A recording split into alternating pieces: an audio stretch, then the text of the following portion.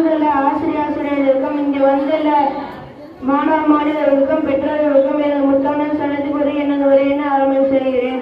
அஸ்ஸலாமு அலைக்கும் வரஹ்மத்துல்லாஹி தஆலா பரகாத்துஹு. நான் எடுத்து வந்துள்ள தலைப்பு திப்பு சுல்தானின் வரலாறு. திப்பு சுல்தான் 20/11/1750 நாள் ஹைதர் அலிக்கு முதல் மகனாக பிறந்தார். ஹைதர் அலி விருப்பப்படி திப்பு சுல்தானை இறை பணிக்கு ஒப்படைத்தார். தனது இரண்டாம் மகனாகிய கரீமை தனது வாரிசாக நினைத்தார். ஆனால் அல்லாஹ்வின் கணக்கு வேறு விதமாறி இருந்தது. கரீம் நோய்வாய்ப்பட்டு படுத்த படுக்கையானால் ஹைதர் அலி கலங்கினார். அவர் திப்பு சுல்தானை பார்க்க சென்றார். அப்போது திப்பு சுல்தான் ஒரு பண்டிதரிடம் பாடம் படித்துக் கொண்டே இருந்தார். அப்போது ஹைதர் அலி தன் முதல் மகன் திப்பு சுல்தானிடம் இருந்து மொத்த ஆன்மீக படிப்பையும் நிறுத்தினார். திப்பு சுல்தானின் கைகளில் தனது வாளை ஒப்படைத்தார்.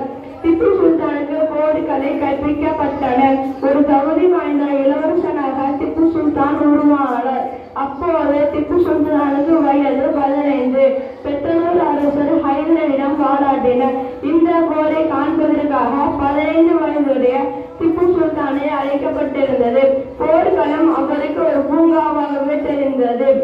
திப்பு ஒரு சிறந்த இஸ்லாமிய சிந்தனையாளர், தொழுகையாளர். தனது அரசை இறைவழியில் செயல்படும் அரசு என்றார். தனது வீரர்களை முஜாஹிதீன்கள் என்றார். ஆடுகளை போல 200 ஆண்டுகள் வாழ்ந்து பிறப்பதை விட புலிகளை போல 2 நாட்கள் வாழ்ந்து மல்லலாம் என்றார்.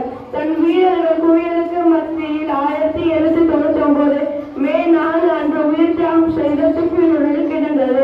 இந்திய மண்ணின் விடுதலைக்கு இப்படி ஒருவருமானார். அவர் அருகில் அவர் நேசித்த திருக்குர்ஆனும் இறைவனின் வாழ் என பிரிக்கப்பட்ட வாழ்வு மட்டுமே தெரிந்தது. எனக்கு வாழ்த்து அனைவருக்கு நன்றி. அனைவருக்கும்